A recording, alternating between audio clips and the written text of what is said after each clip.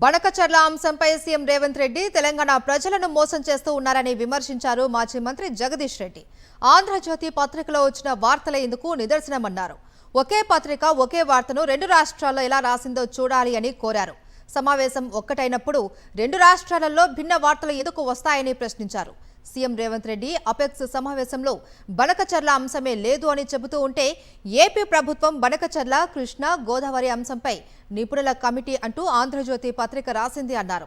CM Revanth మోసపూరిత చర్యలకు ఇదే నిదర్శనమన్నారు జగదీష్ రెడ్డి.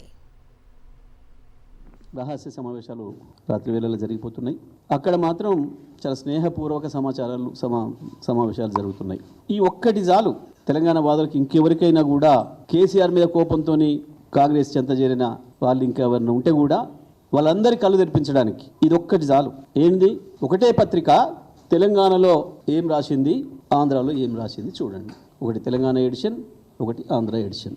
ఒక సమావేశం జరిగి రెండు రాష్ట్రాల మధ్యన, రెండు ముఖ్యమంత్రుల మధ్యన, రెండు రాష్ట్రాల అధికారుల మధ్యన సమావేశం జరిగితే ఎవరు చెప్పినా ఒకే తీరుగా ఉండాలి కదా.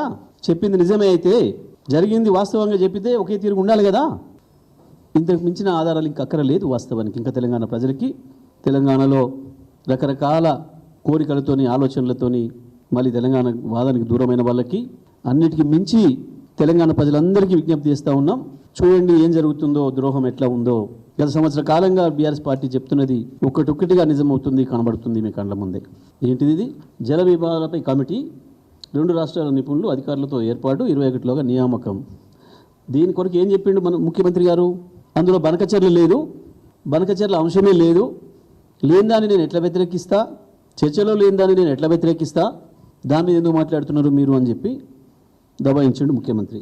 ఆంధ్రప్రదేశ్ ముఖ్యమంత్రి కావచ్చు, ఆంధ్రప్రదేశ్ నీటిపారుదల మంత్రి కావచ్చు, వాళ్ళు చెప్పిన ఏంది? ఇదేంటిది? బనకచర్ల, కృష్ణా, గోదావరి సమస్యలపై నిపుణుల కమిటీ. మేము రాయలే కదా. ఇదేమో తెలంగాణలో వచ్చింది, ఇది ఆంధ్రాలో వచ్చింది. మేము అతుకు పెట్టినాం. ఇగో ఇది ఆంధ్రప్రదేశ్లో వచ్చింది, ఇది తెలంగాణలో వచ్చింది. ఇక్కడ రెండింటిని ఒక్క ఆడబెట్టి చూపించిన నేను.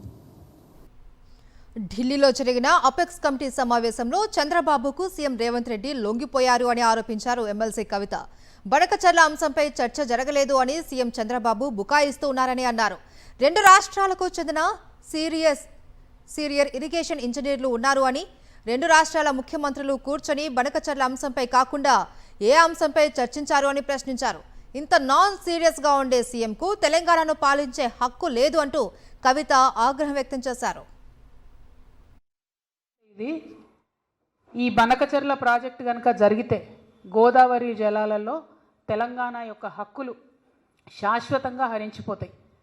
ఈ విషయం తెలుసు, ముఖ్యమంత్రి గారికి తెలుసు, ఉత్తమ్ కుమార్ రెడ్డి గారికి తెలుసు. అయినా అటెండ్ అయినరు, అయినా పోయి ఉల్టా సన్మానాలు చేయించుకొని, దండలు వేయించుకొని, నీళ్లు అప్పనంగా అప్పచెప్పి వెనక్కి రావడం జరిగింది. నిజంగా ఎంత బాధ అనిపించిందంటే, ఆడ చంద్రబాబు నాయుడు గారు సన్మానం చేస్తుంటే ముఖ్యమంత్రి గారి ముఖం ఆనందంతో వెలిగిపోతున్నది. కానీ నాకైతే బలిక బక్రాన్ చూసినట్టు అనిపించింది. కానీ ఇక్కడ బలయ్యేది ఎవరు? తెలంగాణ ప్రజలు. తెలంగాణ ప్రజల యొక్క హక్కులు, గోదావరి నదీ జలాల్లో శాశ్వతంగా హక్కులు కోల్పోతాం. సికింద్రాబాద్ జూబ్లీ బస్టాండ్ సమీపంలో భారీ ఫ్లెక్సీని ఏర్పాటు చేశారు గుర్తు తెలియని వ్యక్తులు. CM Revanth Reddy A to Z అక్రమాలు అంటూ రాత్రి ఫ్లెక్సీని పెట్టారు. తెల్లవారుజామున భారీ ఫ్లెక్సీని చూసి స్థానికులు, పోలీసులు అవాక్కయ్యారు. వెంటనే DRF సిబ్బంది రంగంలోకి దిగి దాన్ని తొలగించారు. ఫ్లెక్సీ ఏర్పాటు చేసిన వారి కోసం పోలీసులు గాలిస్తూ ఉన్నారు. స్థానికులను ప్రశ్నిస్తూ సీసీ కెమెరాలను పరిశీలిస్తున్నారు.